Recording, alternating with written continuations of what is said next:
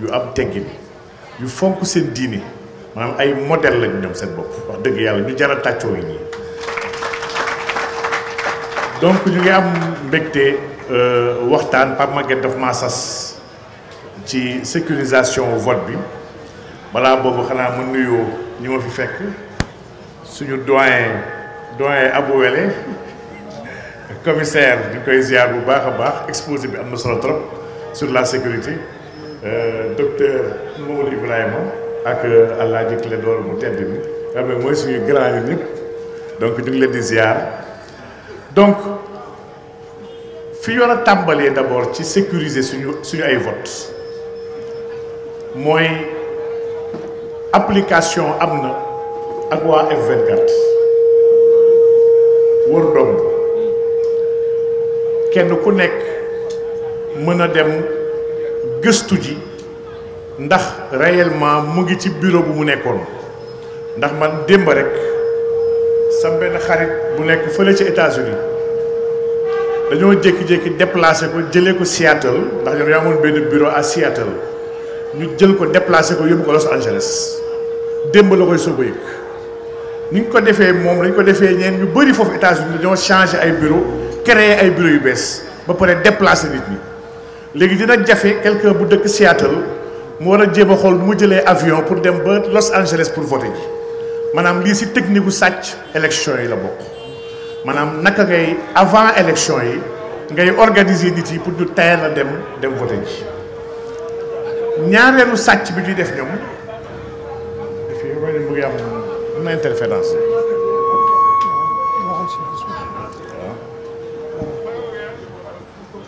voilà c'est bon donc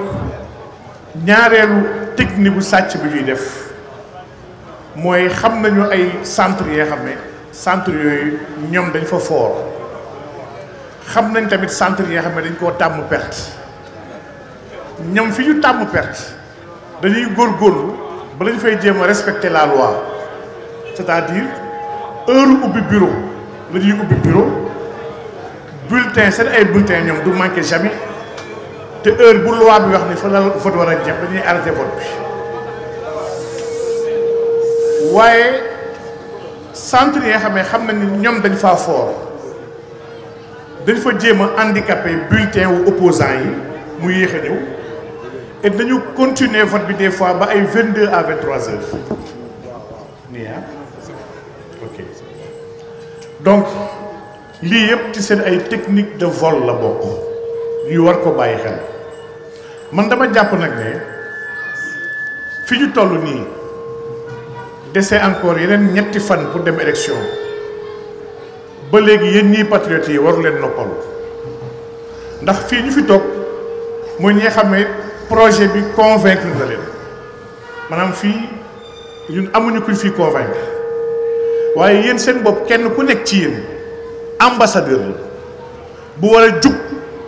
xool nu mu tuubalee ñeneen ndax ñëw na tuubal gaa yi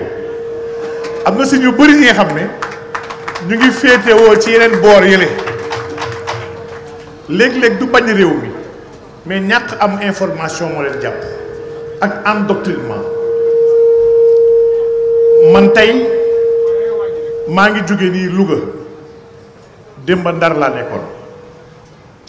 foofu ci Louga dem nañ ci ay villages yoo xam ne villages yooyu pulaar yi ñoo fa ëpp dem nañ xool le discours bi gars yi tàmm yóbbu foofu ci àll ba pour jéem a nax nit yi pour ñu voter le candidat du pouvoir dafa am ñetti mbir yu ñu tàmm ñoom di wax foofu ci àll ba te loolu xam naa ni moo nekk tam fii ci réew mi ñi war koo bàyyi xel bi si jiitu dañuy essayer gëmloo nit yi que ñëpp ñi nga xam ne ñooy bénéficiaire u bourse familiale yi ak ndimbal yu état di joxe que régime bi bu daanoo doo leen am ci dara maanaam dañoo menacer nit yi di chantage tudd c'est-à-dire que soit votez pour le pouvoir wala vous allez perdre vos avantages parce que ñii di ñëw dañuy dagg lépp ñuy fàttali fii nag loolu du dëgg ñun musuñu wax ne bu ñu ñëwoon gagné réew mi dañuy dagg lépp ku xool le programme de Diomaye président di nga xam ne c'est un programme articulé autour de la recherche de souveraineté, de l'endogénéisation de l'action publique et du renforcement de la solidarité et surtout de l'accomplissement de l'équité sociale et territoriale. Madame Li, moi, deug axe yi nga xam ne da nga koy yëg ci page boo mënti nekk ci biir programme bi maanaam kon lépp lu Diomaye yokkul bu toogee ci kanamu réew mi du ko wàññi lépp luy acquis li mu fi fekk nañ ko xool nuñ ko préserver nuñ ko renforcer nuñ ko améliorer mais pas nuñ ko détruire ñun dañoo gëm nag ne au lieu nit ki di la jox chaque ñetti weer 35 000 par famille muy bourse familiale bi parce que léegi 35 000 la ñu fexe ba ñooñu nga xam ne dañoo am ay suuf am alal ñu mettre leen def leen ay propriétaire ba ñu mën a liggéey seen alal sans chaque weer ñëw tàllal loxo ñaan ñun jàpp leen loolu mooy li gën dem nañu ay dëkk yu mel ni Foos wala sax dëkk yu mel ni Seer dëkk yu nga xam ne ñoo nekk ci wetu Lac de Guiers ci waalo bi bañ fa demee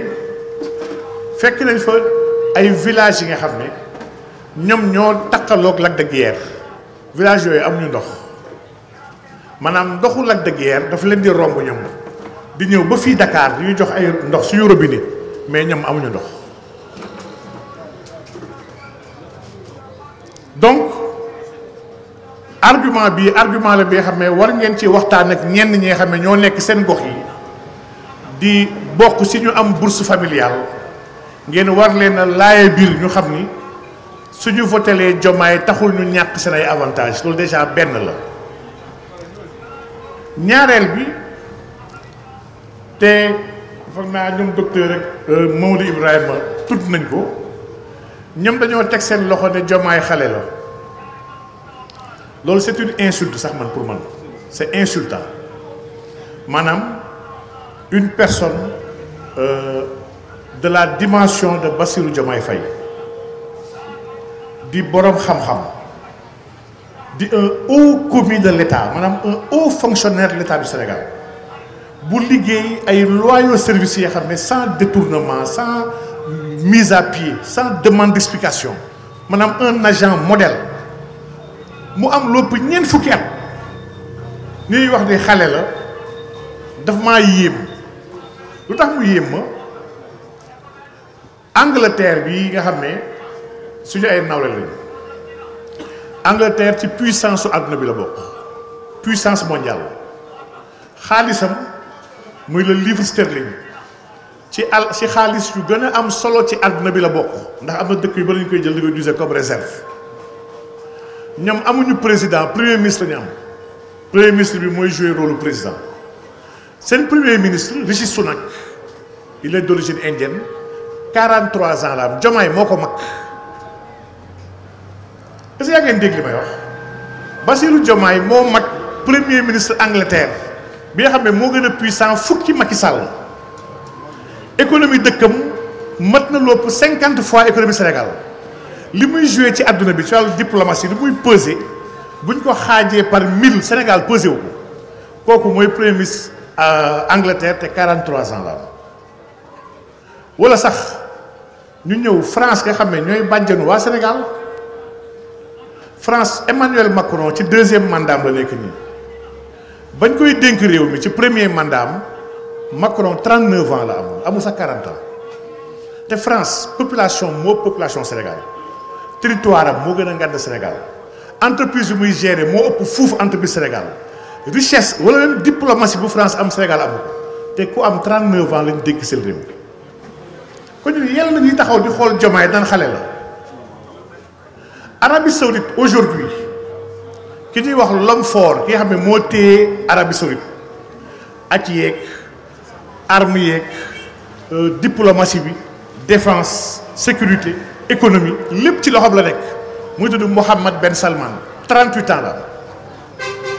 waa ko ñun ñii di ñu wax ay kii xale la ak xale est-ce que ñoom xam nañ li xew ci àdduna bi xale mooy tabax réew xale moo war a joyanti réew xale moo am kattan pour mën taxaw réew ñun sax dañoo war a sàkku am xale bu am maanaa moo ñu gënal magub sàcc ñëpp a ngi naan Amadou Ba sàcc la te dëgg la sàcc la Amadou Ba sàcc la moom waaye Macky ko gën a nekk sàcc juróom-ñaari yoon maanaam ñoom sàcc yi ñoo ànd te képp ku bokkul ci ñoom dinañ la xalab ñaawe la wax la lu ñaaw pour gars yi xeeb la sànq rek maa ngi koy wax ak Ahmed Taxula sama xarit bu ma àndal ma leen ñoom expérience yu ñuy woote daan ay expérience ak un expérimenté ñoom expérience lan la ñu am expérience sàcc la ñu am expérience su toroxal askan expérience su tas yaakaar expérience su brader ay ressources dama dem fële ca Waalo gis ay terrain wu ay 1000 hectares ay 6000 hectares lañ jël di ko jox ay tubaab bàyyi sénégalais yi fa nekk seen chance bi gën a ngand bu ñu mën a am mooy jéem a dem liggéeyal tubaab yooyu pour bokk seen ay tool maanaam toute la terre dañ ko jël jox ko ay tubaab bàyyi seen waa réew loolu la expérimenté yi def donc ñun yàlla nañu yàlla musal ci expérimenté yi yàlla nañu yàlla dimbali defal ñu xéewal ak tawféex mayal ñu Diomaye ndam ngir mu mën ñu jiital suñu réew bokk na ci sécurisation vote boobu kon ambassadeur yi ngeen nekk ngeen dem seeti nit ñi waxtaan ak ñoom pour xëcc leen ndax ñetti fan lu ne xaj na si ñetti fan dafa bëri bu ñu jàpp ni dafa jampul liggéey bi tey la gën a takkarnaase tey la ñu gën a soxla def les derniers efforts ndax il y va pour suñu destinée pour 5 ans yi di ñëw 5 ans du ay caaxaan war nañ ci sonn bu jaree bañ a nelaw fii ba dimanche dañ ko war a def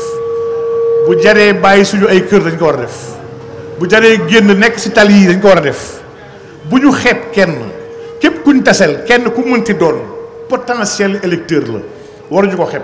war nañ ko conscientiser outiller ko capacité ko ba pare yebal ko mu dem wax ak ñeneen ndax problème bi problème de chaîne la il faut que kenn ku nekk jàpp keneen jàpp noonu la ñuy taxawalee dara donc sécurisation nag dernier but bi mooy bésu élection bi gars yi dem voté ji gars yi respecter le code électoral bañ a sol ay t-shirt yuy xàmmee fan nga bokk bañ a sol benn casquette bi nga xam ne dañ ciy xàmmee fan nga bokk bañ a sol bracelet yi ñuy xàmmee fan nga bokk lépp lu ñuy wan ñi xam ne kii tel parti la bokk code électoral daf ko tere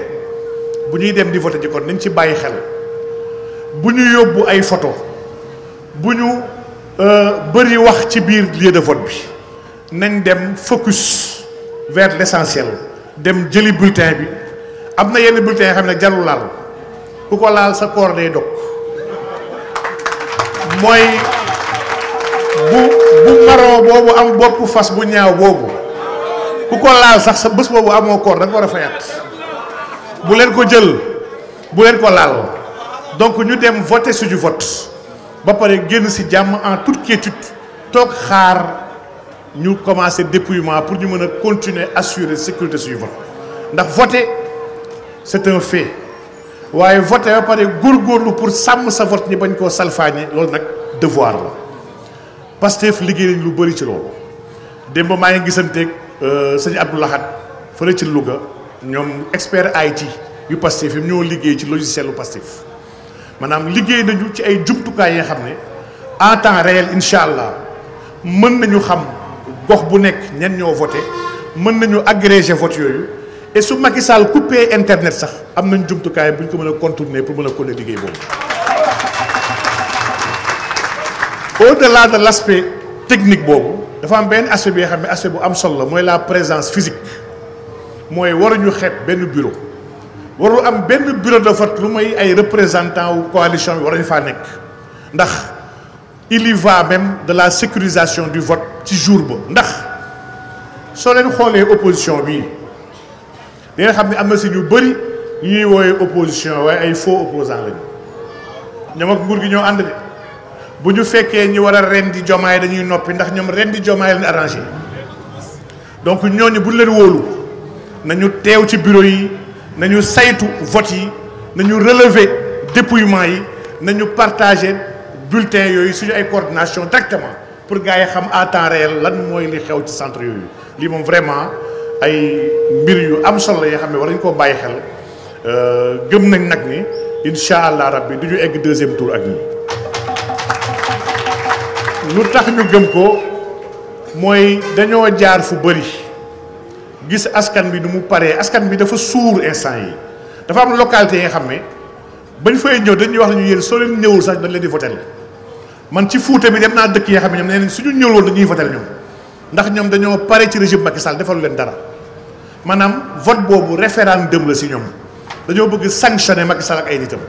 donc kon ñun lépp lu ñu góorgóorlu lu ndaw rek ndam lay nekk ndam bu leer ci premier tour sondage yooyu Macky Sall yor na ko Macky santaane lu ëpp ñeenti sondage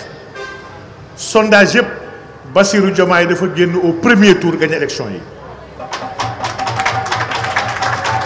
ñun nag bu ñu yem ci sondage yooyu une élection ba jour bi ba ci guddi bi on doit continuer à être vigilant nous devons être vigilants waruñu tëddee njaaxanaay waruñu bàyyeeku jàpp ni la victoire est déjà acquise elle n'est pas acquise damay fàttali toujours histoire Seydatuna Mariama radiyallahu taala anha mooy yaayu yonent Yàlla Insa taarix dafa nettali ni ko bés dafa dox ba sonn fekk mu ngi amoon di xaar juddu yonent Yàlla Insa ba mu sonnee mu toog ci suuf benn garab bi nga xam ne garab gu wow la garabu tàndarma la mu xiif nag ñaan borom bi ne ko ah yow sama borom bi maa ngi lay ñaan nga layal ma nga may ma lekk ndax xiif naa yàlla def miracle yàlla def mu'jiza def kawtéef bant bu wow boobu mu toogoon yàlla jox ndigal garab gi ci saa si màgg verte génnee ay tàndarma yu ndaw màgg ba pare ñor ci saa si maanaam lii yëpp ci benn instant la ko yàlla defal waaye yàlla daf ko ne yëngalal garab bi pour tàndarma bi daana parce que loolu du la ko defal maanaam yàlla defal na ko lu métti mooy def miracle revivifier une plante bu dee garab bu dee mu meññal ko pare ñoral ko mënoon na ko daaneel ci wetam mu lekk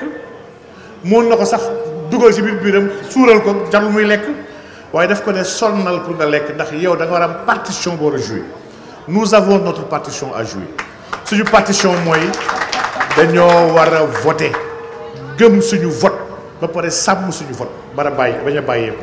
donc lii wax dëgg yàlla peut-être ni laa mënoon andi comme contribution par rapport à la sécurisation du vote di leen fàttaliwaat ne leen génn leen dugg leen ci kër yi caravane baax na animation bi baax na mais proximité porte à porte bi dafa baax tamit buñ ko xeeb boutiquier yi passant yi dëkkandoo yi am si ñi nga xam ne sax man démb maa ngi gisanteeg ñu bëri ñi nga xam ne bennoo la ñu bokkoon bàyyi nañ bennoo rejoindre nañ coalition Diomaye Louga gis naa fa ñu tuub Saint-Louis gis naa ñu tuub dama ne na ñëpp tuub gaa yi dugg ñëw fekk si leer gii ndax lii mooy leer lu tax ma gëm ni ñëw fekk si coalition bi tuub la